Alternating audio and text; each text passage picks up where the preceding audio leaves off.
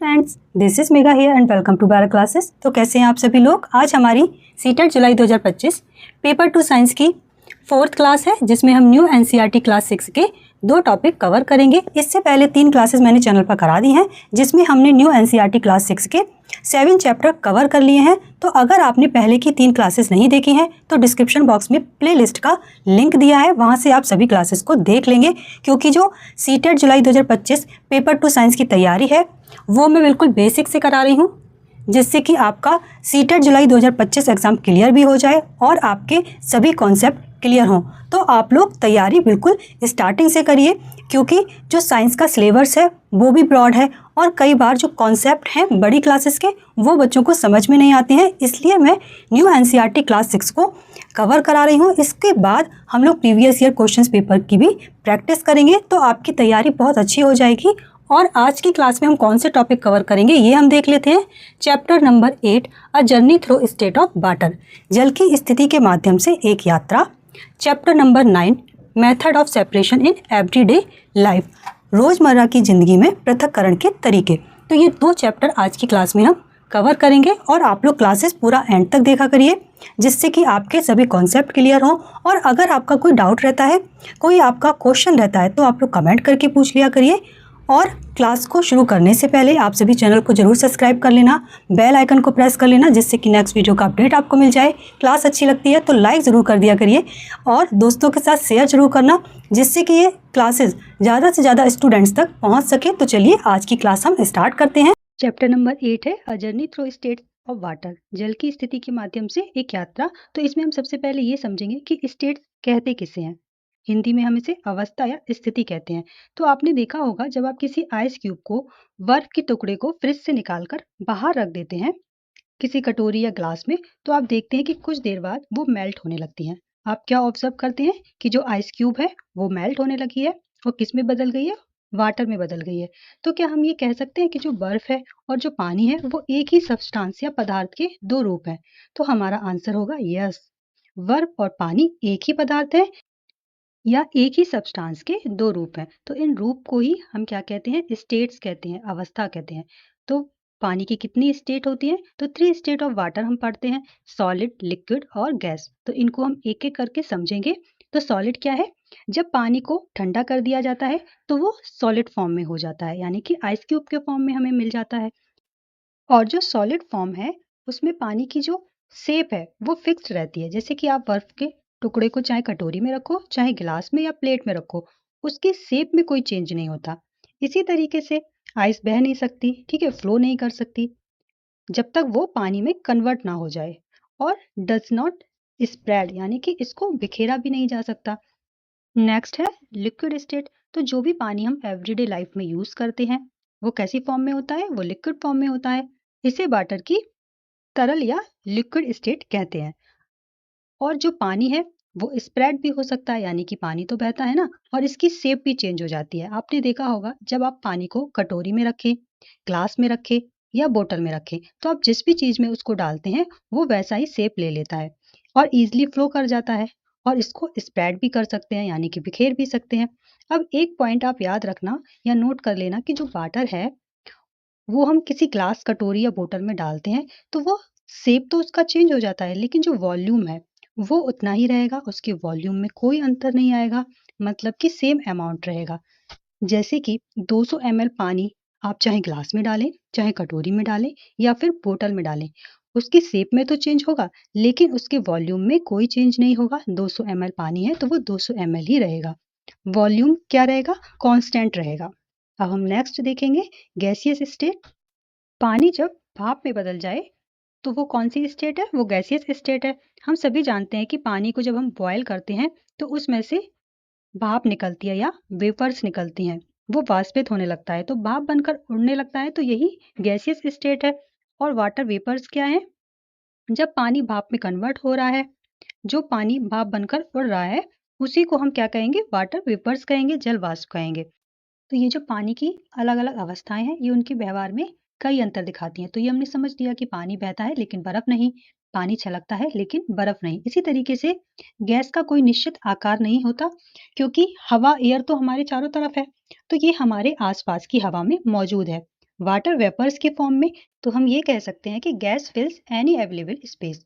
तो अब हम ये समझेंगे कि क्या कोई ऐसे सब्सटेंस या मटेरियल हैं जो वाटर की इन तीनों अवस्थाओं को प्रदर्शित करते हो। तो हमारा आंसर होगा yes. For example wax, oil, घी, ये तीनों ऐसे मटेरियल हैं जो वाटर की इन तीनों अवस्थाओं को प्रदर्शित करते हैं। आपने देखा होगा कि वैक्स जो होती है वो सॉलिड फॉर्म में होती है, उसको जब हम गर्म करते हैं तो वो लिक्विड फॉर्म में आ जाती है, फिर हम उसको जब और गर्म करते हैं तो वो गैसियस फॉर्म में उड़ने लगती है। इसी तरीके से घी है और कोकोनट ऑयल आपने देखा होगा सर्दी में जम जाता है, फिर उसको हम जब गर्म कर लेते हैं तो वो लिक्विड फॉर्म में आ जाता है, फिर जब ज़्यादा गर्म करते हैं तो वो गैसीय फॉर्म में आने लगता है। तो अब हम समझेंगे मेल्टिंग और फ्रीजिंग क्या है। तो बर्फ का पिघलना, पानी में परिवर्तित होना, ये क्या है? ये मेल्टिंग है। किसी ठोस चीज का तरल में परिवर्तन, ये मेल्टिंग है। और फ्रीजिंग क्या है? पानी का बर्फ बनना, लिक्विड का सॉलिड यानी कि ठोस अवस्था में परिवर्तन फ्रीजिंग है। अब हम समझेंगे इवेपोरेशन यानी कि बाष्पीकरण क्या है। तो पानी का भाप में बदलना, इस प्रोसेस को ही क्या कहते हैं? इवेपोरेशन कहते हैं। तो अगर आपसे कोई पूछे कि पानी भाप में बदल रहा है, ये कौन सी प्रक्रिया है? तो आप कहेंगे इवेपोरेशन। और जो इवेपोरेशन का प्रोसेस है वो कंटिन्यूअस चलता है। फॉर एग्जाम्पल कपड़ों का सूखना, फर्श पर जो पोंछा लगाते हैं उस फर्श का सूखना, और हमारी बॉडी में पसीना निकलता है वो भी सूख जाता है ना। तो ये सभी किसके एग्जाम्पल है? इवेपोरेशन के। तो इसे हम एक एग्जाम्पल को थोड़ा और अच्छे से समझेंगे। जैसे आपने देखा होगा कि जो बारिश का पानी होता है वो जगह जगह भर जाता है, तो पानी कुछ तो जमीन द्वारा सोख लिया जाता है और कुछ पानी इवेपोरेट हो जाता है। इसी तरीके से हैंड सैनिटाइजर हम हाथ पर रब करते हैं वो गायब हो जाता है, तो इवेपोरेट हो जाता है वो। और हमारे जो गीले कपड़े होते हैं जो हम फर्श पर पोंछा लगाते हैं वो भी सूख जाता है, चाहे आप फैन चलाओ या ना चलाओ। अगर आपने फैन चलाया तो जल्दी सूख जाएगा, लेकिन अगर आपने फैन नहीं भी चलाया तो पोंछा या कपड़े सूख जाते हैं। क्यों? इवेपोरेशन की वजह से। नेक्स्ट है कंडेंसेशन या संघनन। The process of conversion of water vapours into its liquid state is called condensation. जल वाष्प को द्रव अवस्था में बदलने की प्रक्रिया क्या कहलाती है? संघनन कहलाती है। फॉर एग्जाम्पल आप सभी ने देखा होगा जब हम गर्म पानी या गर्म दूध, गर्म चाय या किसी भी गर्म खाने को हम प्लेट से ढकते हैं, तो जो भाप उसमें बनती है वो प्लेट की इनर सरफेस पर यानी कि अंदर की सतह पर इकट्ठा होकर पानी की बूंदों में कन्वर्ट हो जाती है। आपने कई बार देखा होगा। तो ये जो भाप पानी की बूंदों में बदल रहा है, इसी प्रोसेस को कंडेंसेशन या संघनन कहते हैं। इस तरीके से आप पिक्चर में भी देख सकते हैं। और ये जो कंडेंसेशन का प्रोसेस है ये कब होगा? जब वाटर वेपर ठंडे एयर के कांटेक्ट में आती हैं, यानी कि ठंडे सरफेस के कांटेक्ट में आएंगी। जैसे कि जो हमने प्लेट ली थी वो तो नॉर्मल रूम टेम्परेचर पर ठंडी थी, फिर उसको जब किसी गर्म चीज पर ढका गया तो जो वाटर वेपर ठंडे सरफेस के कांटेक्ट में आई तो वो वाटर ड्रॉपलेट्स के रूप में बदल गई। इसी तरीके से आप एक नॉर्मल पानी को ले लीजिए, उसमें आइस क्यूब डाल दीजिए, फिर आप देखेंगे थोड़ी देर के लिए उसको जब आप रख देंगे तो आप देखेंगे कि उसकी जो आउटर सरफेस है ग्लास की, उस पर कुछ पानी की बूंदें आने लगी हैं। तो ये क्यों हुआ? हमने समझा था कि जो वाटर वेपर है वो हमारे चारों तरफ एयर में है, और जब वो ठंडी सरफेस या ठंडी एयर जो ग्लास में है उसके कांटेक्ट में आई तो वाटर ड्रॉपलेट में बदल गई। आई होप आप लोगों को ये कंडेंसेशन का प्रोसेस क्लियर हो गया होगा। इसी तरीके से क्लाउड फॉर्मेशन, ये कौन सी प्रोसेस है? ये भी कंडेंसेशन की ही प्रोसेस से होता है। जो पृथ्वी है उसकी जो सतह है वो गर्म होती है, और जब वायुमंडल में हम ऊपर की तरफ जाते हैं तो हम जानते हैं कि जो ऊपर की सतह है वो ठंडी होती है। तो जल वाष्प हल्की होने के कारण वायुमंडल में ऊपर उड़ती है। वायुमंडल की ऊपर की परत जहाँ तापमान कम होता है, वाष्प छोटी छोटी बूंदों के रूप में संघनित हो जाता है और बादल बनाती हैं। इस डायग्राम के थ्रू भी आप क्लाउड फॉर्मेशन की प्रोसेस को समझ सकते हैं। देखिए, अगर आप लोगों को क्लास अच्छी लग रही है तो लाइक करें, दोस्तों के साथ भी शेयर जरूर करना। और अगर आपका कोई डाउट है, कोई क्वेश्चन है तो आप सभी कमेंट करके पूछ सकते हैं, और क्लास में एंड तक बने रहना जिससे कि आपके सभी पॉइंट क्लियर हो जाएं, सीटेट एग्जाम क्लियर करने में आपको हेल्प मिले। अब हम नेक्स्ट समझेंगे conversion of different state of water. तो ये सभी कन्वर्जन हमने समझ लिए, जैसे कि सॉलिड से लिक्विड, ये मेल्टिंग होगा। लिक्विड से गैस फॉर्म में इवेपोरेशन होगा। गैस से लिक्विड बनना कंडेंसेशन। लिक्विड से सॉलिड फ्रीजिंग होगा। तो अब हमने ये समझा कि जो पानी है वो इवेपोरेट होता है, भाप बन जाता है। तो क्या इस इवेपोरेशन की जो प्रोसेस है उसको फास्टर या स्लो किया जा सकता है? मतलब कि जैसे मान लो कि कहीं पर एक जगह पानी इकट्ठा है, या जो गीले कपड़े हैं वो जल्दी सूख जाएं या धीमे सूखें, क्या ऐसा हो सकता है?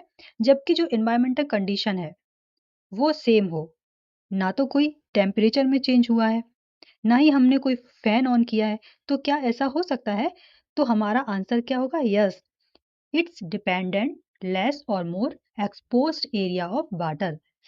यानी कि जो एरिया है ना, या जो स्पेस है, उसको हम जब बढ़ा देंगे या कम कर देंगे तो ये जो इवेपोरेशन की प्रोसेस है वो कम या तेज की जा सकती है। अब इसको हम एक एग्जांपल के थ्रू समझेंगे तो आपको क्लियर हो जाएगा।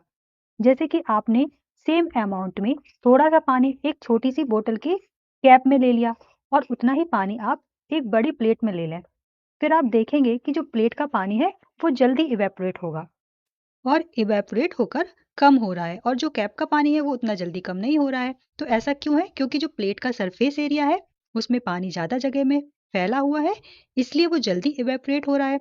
और जो कैप में है वो कम एरिया, उसको कम एरिया मिला है, तो वो देर से इवेपोरेट होगा। पहले ऊपर की लेयर इवेपोरेट होगी, फिर नीचे की लेयर होगी, फिर उससे नीचे की लेयर होगी, तो इस तरीके से उसमें बहुत टाइम लग जाएगा। तो इससे हम क्या कंक्लूजन या निष्कर्ष पर निकले कि जो सरफेस एरिया है कितना एक्सपोज्ड है यानी कि फैला हुआ है, वो डिपेंड करता है कि पानी कितनी जल्दी या देर से इवेपोरेट होगा। तो इसी तरीके से जो इवेपोरेशन की प्रोसेस है उस पर बहुत सारे फैक्टर वर्क करते हैं। जैसे कि अगर हम कंडीशन को चेंज कर दें, यानी कि सनलाइट में अगर हम कपड़ों को डालेंगे तो वो फास्टर इवेपोरेशन होगा और जल्दी सूख जाएंगे। इसी तरीके से छायादार जगह पर स्लो इवेपोरेशन होगा, फिर जहाँ पर हवा चल रही होगी वहाँ फास्ट इवेपोरेशन होगा। स्टिल एरिया यानी कि रूम टेम्परेचर पर यहाँ भी स्लो इवेपोरेशन होगा। तो ये सभी इवेपोरेशन की कंडीशन है, अगर आप इनको चेंज करेंगे तो इवेपोरेशन फास्ट या स्लो हो सकता है। अब हम समझेंगे ह्यूमिडिटी क्या है। तो हमारे आसपास के वातावरण में कितना वाटर वेपर प्रेजेंट है, कितनी नमी है, इसी को हम क्या कहते हैं? ह्यूमिडिटी कहते हैं। तो इसे हम एक एग्जाम्पल के थ्रू समझेंगे। जैसे कि फॉर एग्जाम्पल जिस दिन बारिश होती है उस दिन एयर में ऑलरेडी बहुत ज़्यादा वाटर वेपर है, नमी है, तो वाटर इवेपरेट स्लो होगा क्योंकि हवा में बहुत ज़्यादा पानी है, तो वो कपड़ों को कैसे सुखाएगा। और जब हवा ड्राई होती है तो उसमें वाटर वेपर कम होती है तो कपड़े जल्दी सूख जाते हैं, लेकिन ह्यूमिडिटी ज़्यादा होगी तो कपड़े देर से सूखेंगे। और जो ह्यूमिडिटी है वो किस क्षेत्र में कितनी है, इसका पता हमें न्यूज़पेपर या फिर अदर सोर्स जैसे कि जो न्यूज़ वगैरह आती है टीवी में, उनसे पता चलता है। नेक्स्ट देखेंगे वाटर साइकिल। तो वाटर साइकिल क्या है? वाष्पीकरण के कारण समुद्र और अन्य जल निकायों का पानी वाष्प में बदल जाता है। संघनन के कारण ये वाष्प बादलों में बदल जाते हैं और बारिश या बर्फ के रूप में वापस लौट आते हैं। तो ये जो पानी की इस चक्र को क्या कहते हैं? जल चक्र कहते हैं। तो इसमें क्या होता है? पहले इवेपोरेशन होता है, फिर कंडेंसेशन होता है, फिर प्रेसिपिटेशन होता है। अब ये देखिए यहाँ पर बारिश हो रही है, फिर क्या होगा? प्री कलेक्शन, फिर जो पानी है वो हम कलेक्ट कर लेंगे। तो ये जो पूरी प्रोसेस हो रही है इसी को हम क्या कहते हैं? वाटर साइकिल कहते हैं, जल चक्र कहते हैं। और इसी तरीके से हमारी पृथ्वी पर जल चक्र चलता रहता है, जिसकी वजह से पानी का जो है वो संतुलन बना रहता है। तो यहाँ पर आपका चैप्टर कंप्लीट होता है। तो अगर आपका कोई डाउट है, कोई क्वेश्चन है, तो आप कमेंट करके पूछ सकते हैं। अब हम समझेंगे अपना next chapter, chapter number 9, method of separation in everyday life. तो सबसे पहले इसमें हम समझेंगे कि मिश्रण होता क्या है। व्हेन टू और मोर सब्सटेंस आर मिक्स्ड, जब दो या दो से अधिक पदार्थ मिश्रित होते हैं तो उसे हम क्या कहते हैं? मिक्सचर कहते हैं। अब हम समझेंगे डिफरेंट मेथड ऑफ सेपरेशन, पृथक्करण के विभिन्न तरीके हम समझेंगे। पहला है हैंड पिकिंग, जिसे हम हिंदी में चुनना कहते हैं। जब हम अनाज के दानों से इम्प्योरिटीज को अलग करते हैं, जो भी उसमें कंकड़ पत्थर हैं उनको जब हम अलग करते हैं with the help of hand, हाथ से जब हम इम्प्योरिटीज को अलग करते हैं, तो वो कौन सा मेथड है? हैंड पिकिंग, जिसे हम चुनना कहते हैं। और ये जो डिफरेंस है वो हम कैसे कर पाते हैं? साइज के बेसिस पे, कलर एंड शेप के बेसिस पे। जिस तरीके से आप पिक्चर में भी देख रहे हैं, ये दाल है, इसमें स्टोन पड़े हुए हैं और इनको अलग किया जा रहा है हैंड से। तो ये मेथड हम जनरली घर में यूज करते हैं जब हम दाल चावल बीनते हैं, तो इसी मेथड का हम यूज करते हैं। तो जब छोटी क्वांटिटी है, जब कम है, तो हम इस मेथड का यूज करते हैं। और जब अनाज ज्यादा है, ठीक है, तब हम किस मेथड का यूज करेंगे? तब हम यूज करेंगे थ्रेशिंग। इसमें अनाज के जो स्टॉक होते हैं, जो बंडल होते हैं, उनको लकड़ी पर जोर जोर से वीट किया जाता है, यानी कि पटका जाता है। फिर जो अनाज को डंठलों से अलग करने की जो प्रक्रिया है उसी को थ्रेसिंग कहते हैं। इस तरीके से आप पिक्चर में देख सकते हैं, ये जो लेडीज हैं ये अनाज की स्टॉक या बंडल को इस लकड़ी पर जोर जोर से पीट रही हैं। तो इससे क्या होगा? इससे जो अनाज के दाने हैं वो अलग हो जाएंगे। तो इसी प्रोसेस को क्या कहते हैं? थ्रेसिंग कहते हैं। और किसान कड़ी मेहनत करते हैं, फिर भी वो अपने इस काम को एंजॉय करते हैं और समय-समय पर वे काम करते हुए लोकगीत भी गाते हैं। नेक्स्ट है विनोइंग। इसमें क्या होता है, अब जो भी अनाज थ्रेसिंग के थ्रू अलग किया गया है, उसमें हस्क भी है यानी कि भूसी है, अनाज के ऊपर का छिलका। इसमें छोटी-छोटी टूटी हुई लकड़ियाँ भी हैं। तो अगर कोई चीज़ कम अमाउंट में है, तो वो तो हम ब्लोइंग यानी कि फूँक कर उसको अलग कर लेंगे, जिससे कि जो हैवी चीज़ है जैसे कि अनाज वो प्लेट में रह जाएगा और हल्की चीज़ यानी कि छिलका उड़ जाएगा। इसी तरीके से किसान खेत में अनाज से वेस्ट मटेरियल को अलग करने के लिए विनोइंग मेथड का यूज़ करते हैं। इसमें क्या होता है कि किसान इस तरीके से आप पिक्चर में देख सकते हैं, किसी ऊँची चीज़ पर लाइक स्टूल है, उस पर अनाज को लेकर खड़े हो जाते हैं, फिर हाथ को सेक करते हैं। फिर जिस भी डायरेक्शन में हवा चल रही होती है, हल्की चीज़ें उसी तरफ उड़ जाती हैं और अनाज जो कि भारी है, वो नीचे की तरफ गिरता है। तो मिश्रण के भारी और हल्के घटकों को हवा या उड़ाकर अलग करने की इस विधि को क्या कहते हैं? विनोइंग कहते हैं। नाउ-अ-डे टेक्नोलॉजी डेवलपमेंट की वजह से अब क्या है, जो थ्रेसिंग मशीन है, वो विकसित हो गई हैं, जो कि थ्रेसिंग का काम करती हैं और विनोइंग दोनों का काम करती हैं। इस तरीके से आप पिक्चर्स में भी देख सकते हैं। नेक्स्ट देखेंगे छनाई, सीविंग।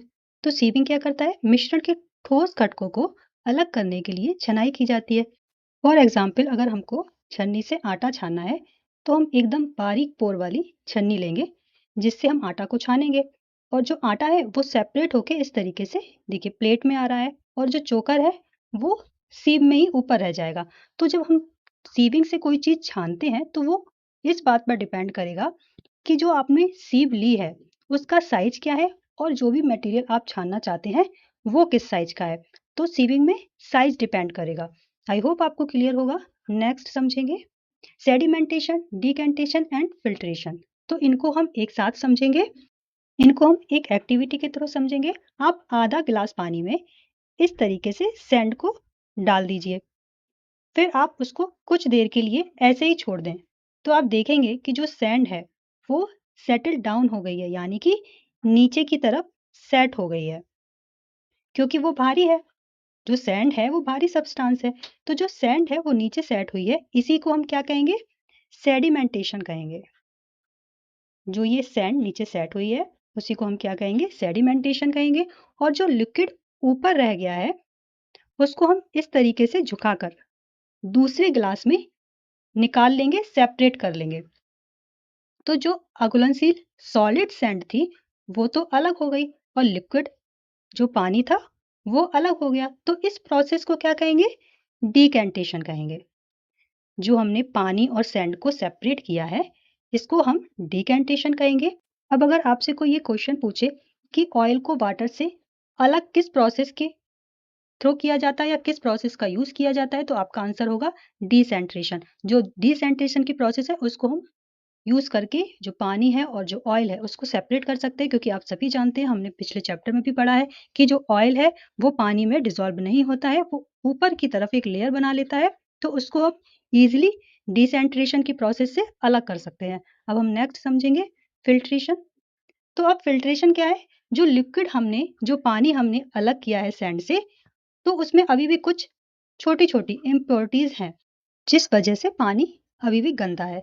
तो इस लिक्विड को हम एक फ़िल्टर पेपर की हेल्प से, या आपने देखा होगा कि पहले के लोग क्या करते थे, एक महीन कॉटन का कपड़ा यूज़ करते थे फ़िल्ट्रेशन के लिए। उससे जब हम पानी को छानेंगे, तो हम देखेंगे कि जो इम्प्योरिटीज़ थी, वो इस फ़िल्टर पेपर के ऊपर आ गई हैं।